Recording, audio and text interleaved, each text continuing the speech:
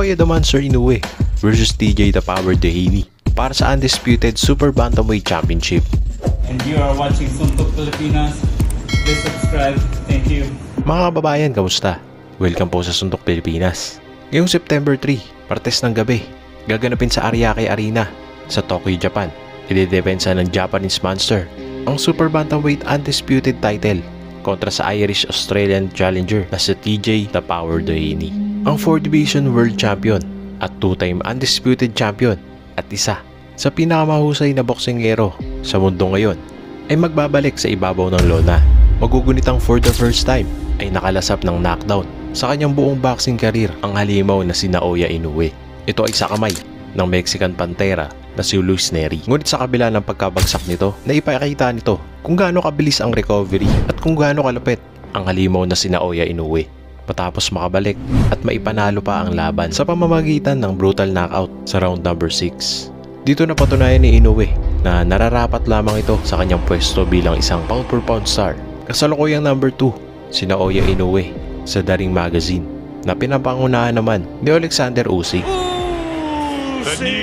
Kaya naman para sa mga boxing fans ay ano nga ba ang meron ang 37 anyos na si TJ Doheny para masabing karapat dapat na makaharap ang Undisputed King.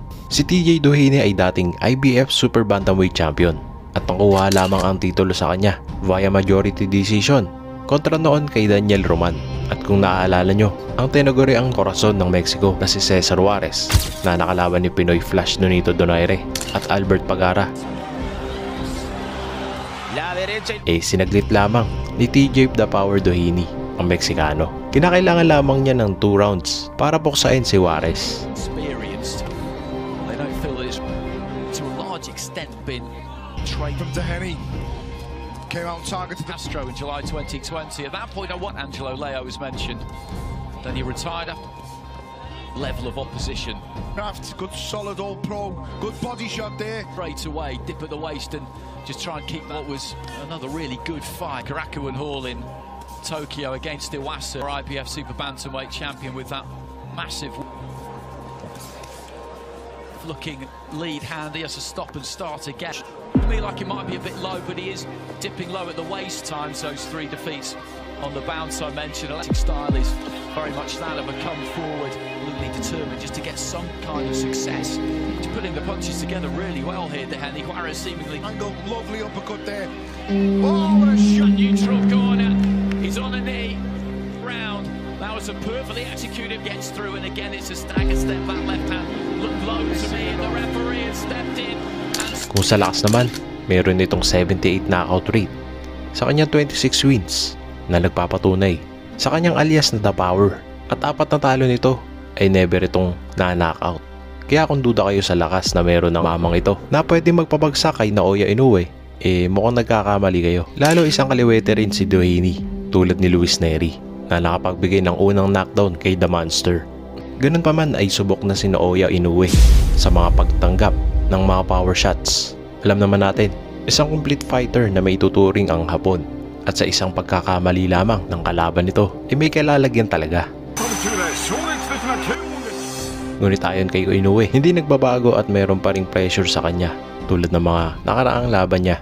Meron pa rin siyang expectation sa kanyang sarili at ngayong Martes, ipapakita nito ang kanyang boxing skills. Si Naoya Inoue alias Monster ay may edad na 31 years old at may stance na orthodox. May height na 5'5" at may reach na 67.5. Siya ang pride ng Yokohama, Kanagawa, Japan at may record na 27 wins, walang katalo-talo at 24 sa kanyang mga panalo ay via knockout.